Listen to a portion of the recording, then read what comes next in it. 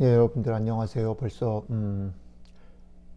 대림절의 두 번째 주의 마지막 날입니다. 저희는 계속해서 이 땅 가운데 아기 예수로 오신 예수님 환영하고, 그리고 다시 왕으로 오실 주님을 기다리는 대림절의 시간들 아침마다 묵상하며 지내고 있습니다.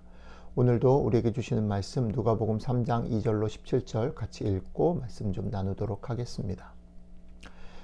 하나님의 말씀이 빈들에서 사가랴의 아들 요한에게 임한지라. 요한의 요단강 북은 각처에 와서 죄 사함을 얻게 하는 회개의 세례를 전파하니, 선지자 이사야의 책에 쓴 바 광야에 외치는 자의 소리가 있어 가로되, 너희는 주의 길을 예비하라. 그의 첩경을 평탄케 하라.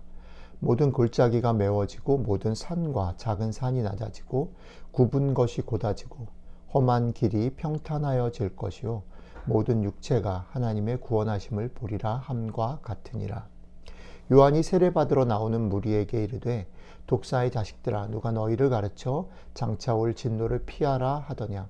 그러므로 회개에 합당한 열매를 맺고 속으로 아브라함이 우리 조상이라 말하지 말라.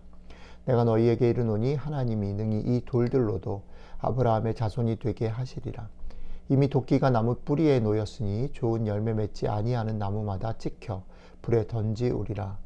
무리가 물어 가로되, 그리하면 우리가 무엇을 하리이까? 대답하여 가로되, 옷 두 벌 있는 자는 옷 없는 자에게 나누어 줄 것이요 먹을 것이 있는 자도 그렇게 할 것이니라 하고, 세리들도 세례를 받고자 하여 와서 가로되, 선생이여 우리는 무엇을 하리이까 하매, 가로되 정한 새 외에는 늑징치 말라 하고, 군병들도 물어 가로되, 우리는 무엇을 하리이까 하며 가로되, 사람에게 강포하지 말며 무소하지 말고 받는 요를 족한 줄로 알라 하니라.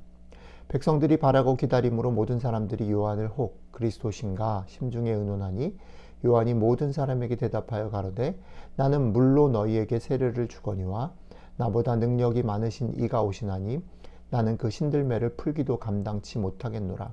그는 성령과 불로 너희에게 세례를 주실 것이요 손에 키를 들고 자기의 타작마당을 정하게 하사 알곡은 모아 곳간에 들이고 쭉정이는 꺼지지 않는 불에 태우시리라. 아멘.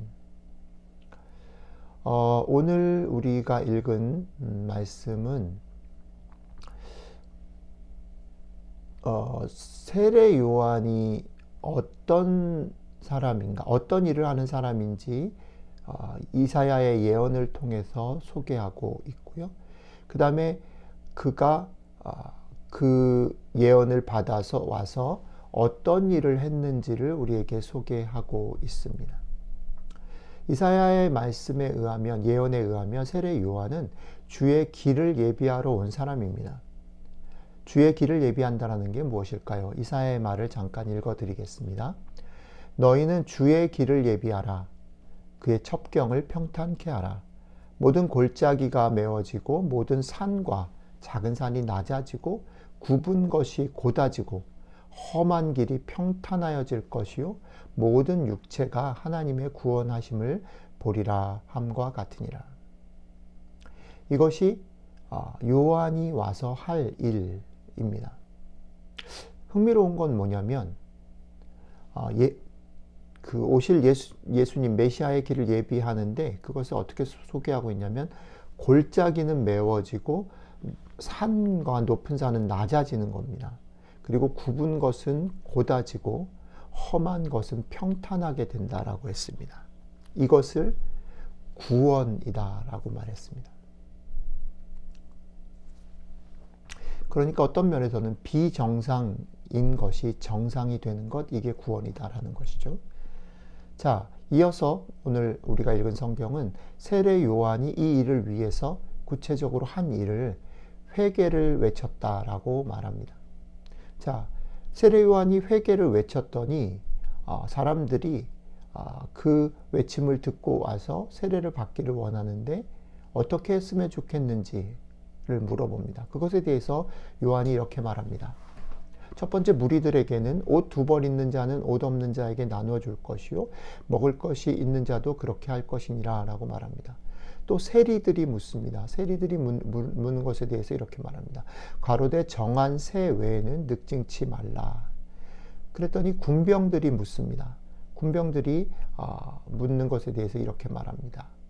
사람에게 강포하지 말고 무소하지 말고 받는 요를 족한 줄로 알아. 억울하게 소를 제기하지 말고 그리고 받는 요를 받는 것을 족한 줄로 알아라.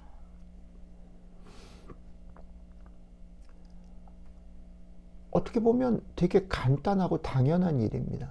옷 2벌 있는 것을 나눠주고 많이 있는 사람이 나눠주고 그리고 정한 세 외에는 늑증하지 말고 그리고 사람에게 강포하지 말고 무고하지 말고 요를 족한 줄로 알고 사는 것.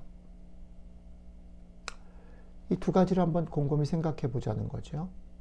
회개를 넘어 구원에 이른다라고 말할 때 높은 곳이 낮아지고 낮은 곳이 메워지는 것, 굽어진 것이 곧바로 되고 험한 게 평탄해지는 것.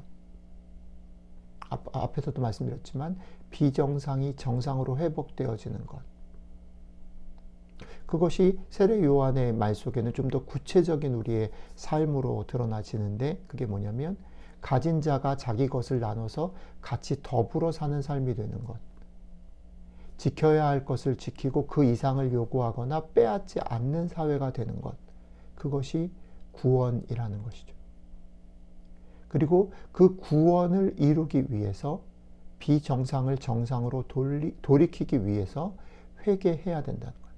비정상인 것을 비정상이라고 생각하고 정상으로 돌이키기 위해서 이제 우리의 삶의 행동을 바꾸는 것. 그것이 구원이라는 것이죠. 흥미로운 점 하나는 요한이 이런 평탄케 하는 과정을 밟고 오시는 분에 대해서 이사야의 예언과는 조금 다르게 생각했다는 겁니다. 이사야는 그래서 그것을 구원이라고 말하고 있는데 요한은 자기 뒤에 오실 분이 키를 들고 심판하시는 분이라고 떠올리고 있습니다. 이것을 생각할 때 저는 이런 생각을 해봅니다. 어쩌면 심판이 없이 구원이 없다라는 말일 수도 있다는 거죠. 구원을 궁극적으로 구원을 이루기 위해서 오신 그분이 심판하시는 일을 먼저 하신다는 거죠. 그리고 조금만 더 생각을 해보면 그 심판을 통해서 비정상을 정상으로 회복하는 그 일을 누가 하셨냐면 우리 주님께서 몸으로 삶으로 하셨다는 거죠. 심판을 고스란히 그의 몸으로 삶으로 받으심으로 그 구원을 비정상의 정상화를 이루셨다라는 겁니다. 계속해서 말씀드리지만 우리는 오신 주님, 아기 예수로 오신 주님을 환영하고 다시 왕으로 오실 주님을 기다리는 대림의 시간들을 보내고 있는데 우리가 말씀을 묵상하면서 우리 주님께서 걸으신 길을 한번 생각해 보면 좋겠습니다. 우리 주님께서 비정상을 정상으로 만들기 위해서 자신의 몸과 삶으로 고스란히 그 심판을 받으셔서 구원을 이루셨습니다.